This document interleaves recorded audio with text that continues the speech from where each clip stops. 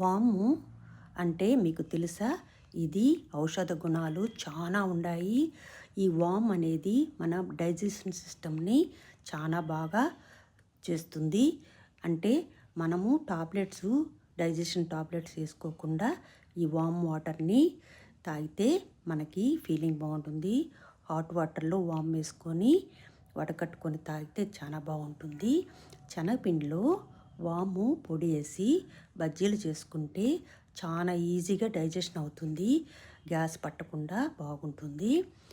ఇంకొకటి ఏంటంటే, మనము ఎక్కడైనా అవుట్ సైడు ఫుడ్ తిని వచ్చినప్పుడు హెవీగా అనిపిస్తే ఒక హాఫ్ స్పూన్ వాము, స్పూన్ చక్కెర, హాఫ్ స్పూన్ ఉప్పు, లెమను పిండుకొని దాంట్లో చల్లటి నీళ్లు పోసుకొని సోడా కావాలన్నా కూడా యాడ్ చేసుకోవచ్చు.